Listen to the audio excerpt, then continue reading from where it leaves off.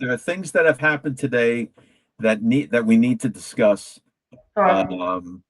And it has no bearing on the video that Gene made last night that went viral. Yeah. So, but here's what took place today. The two big important things. Let's talk about the sovereign wealth fund for one.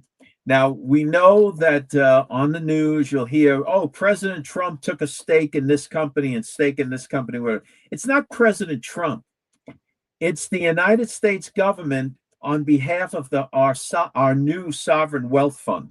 So today or yesterday, the government took a 10% stake in USA Rare Earth. It's a company in the United States, U.S. company, USA Rare Earth, and what they're doing is obviously they are miners for rare earth minerals.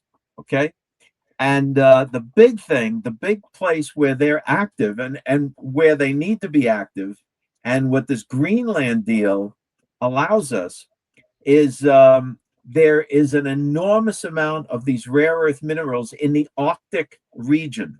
So that's another reason for the Greenland deal. And now, as a result of that deal, the government takes a 10% stake in this United States company, USA Rare Earth, and that the funds from their growth will go into our sovereign wealth fund. So Right. that's Right. huge. And guys, there's so much nihilism around this black pillar that nothing's going on. And actually, today's show. So if you're here, today's show will show you really what's going on here. Yeah. All right. Yeah, no, wait a minute. Sure. Hold on. One more thing. You don't have anywhere to be. It's Friday afternoon. You're landlocked. All right. So the other big thing that happened today is this: President Trump, and I know this is going to be not popular with some people, but President Trump reaffirmed the importance and the longevity of the Federal Reserve. He appointed Kevin Walsh as the new chairman of the Federal Reserve Board. And what happened today? Well, and hold what on. happened? Kevin Walsh is a former governor, so he's not like a newbie to the Federal Reserve. Fed governor. Right, federal. That's right. He's a former Federal Reserve governor. So, as soon as that took place, there was a lot of uneasiness about the dollar. Oh, what's going to happen? Trump's going to make it political, and then the next administration they'll do something different, and the dollar will just be bounced around. By doing this, it solidified the dollar's importance and the dollar's stand from administration to administration.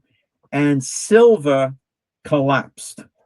It didn't collapse. It went down 30%. Is that a collapse? 30% is pretty big. It was at 116 and now it's at 80 or 82. I just want to say this. One of the things you'll find about us here is we'll explain to you without all, I know we coined the word the spooky dookie. The Federal Reserve has governors. I believe it's 12 governors, or how many governors do they have? I don't even know. 12. Okay, they have 12 governors. So they vote on different matters and so forth. This is not the Illuminati. They have a specific role. And when you understand that, you understand what's going on, rather than someone say, "Oh, they're so evil." Right? Just understand that there's governors in this. Right. And all of that started with Lyndon LaRoche and his band of nihilists, and then you had the John Birch Society. And for those entities to become popular, they came up with all sorts of conspiracies and so forth. If you are going to have a monetary system where all the nations on the earth are buying your monetary product, which is the dollar, you need a body that transcends administrations and keeps the economy stable and so on. And that's the role of the Federal Reserve. And sometimes it gets out of whack. It got out of whack back in the 70s, frankly, under Nixon, a Republican president. And then under Carter, it really went bonkers. And Reagan had to bring in Paul Volcker, who raised interest rates to 20%. Right. I am just telling everyone, as a person that did not know about Federal Reserve and everything, and then you join MAGA, so to speak, and like, oh, the Federal Reserve, they're printing money out of nowhere. There is a structure to it. They have governors. They have chairmen. Okay. All right. Of course. So those are the two things. So look for silver right now is testing the $80 floor. If it holds there, that's a good thing for if you're holding on to silver.